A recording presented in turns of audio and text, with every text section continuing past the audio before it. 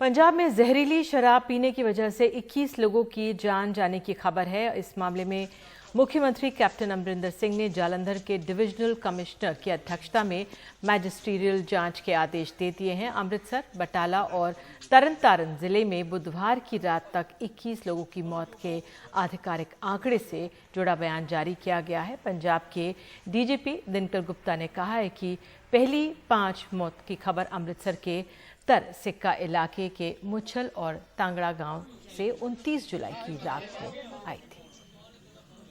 तो कैप्टन अमरिंदर सिंह ने जालंधर के डिविजनल कमिश्नर की अध्यक्षता में लोगों की संदिग्ध मौतों की मैजिस्ट्रियल जांच के आदेश दिए हैं। आरोप है कि जहरीली शराब पीने से अमृतसर, बटाला और तरनतारन में मौतें हुई हैं। तो ये मुख्यमंत्री की तरफ से ट्वीट आया है। इस पर अधिक जानकारी के लिए अपने सहयोगी मोहम्मद गजाली के पास चलते हैं।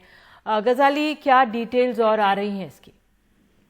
जी देखिए, फिलहाल तो जो डिटेल्स हैं कि मैजिस्ट्रियल प्रोब ऑर्डर किया है मुख्यमंत्री ने, लेकिन इसमें सबसे खास बात यह है निधि कि कुछ दिनों पहले अगर आपको भी ध्यान होगा तो पंजाब में जो पूर्व चीफ सेक्रेटरी थे और जो पंजाब के विधायक और मंत्री थे, आपस में बहुत नोकझोंक हुई थी, जिसमें विधायकों और कुछ मंत्रियों ने भी पूर्व चीफ सेक्रेटरी पे आरोप लगाए थे कि वो इलीगल लिकर ट्रेड में या उनकी शह पे ये सब हो रहा है। बाद में मुख्यमंत्री के बीच बचाव के बाद वो सारा मुद्दा शांत हो गया।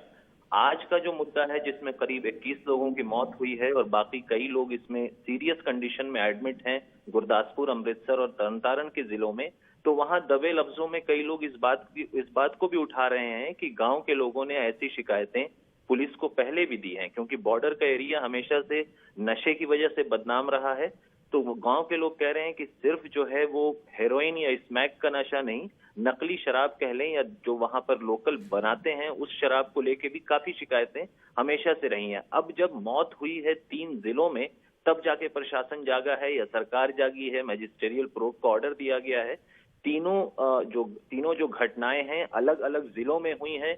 अभी इसका एक ही लिंक है या एक ही सूत्रधार है वो भी कंफर्म नहीं हुआ है, लेकिन कहीं ना कहीं क्योंकि एक्साइज और टैक्सेशन डिपार्टमेंट खुद मुख्यमंत्री के पास है, तो उनके ऊपर भी सवाल उठा रहा है विपक्ष की पंजाब में पिछले कई महीनों से इलीगल ट्रेड या लॉकडाउन के दौरान भी जिस तरह से डिस्टिलरी से शराबें इधर उधर बिकी हैं, तो कहीं ना कहीं सवाल और प्रश्न चिन्ह उनके ऊपर भी उठ रहा है और इस प्रोब में क्या आता है उसके ऊपर भी सबकी नजरें टिकी। गजाली, जो ये नार्को टेरर की भी बात थी और ये कहा कि जो ड्रग्स की समस्या पंजाब में पुरानी रही है, लेकिन ये जो जहरीली शराब, इलीगल शराब की बात है, ये क्या नया मामला है? कुछ सालों से है, पुराना है या अभी कुछ सालों से शुरू हुआ है?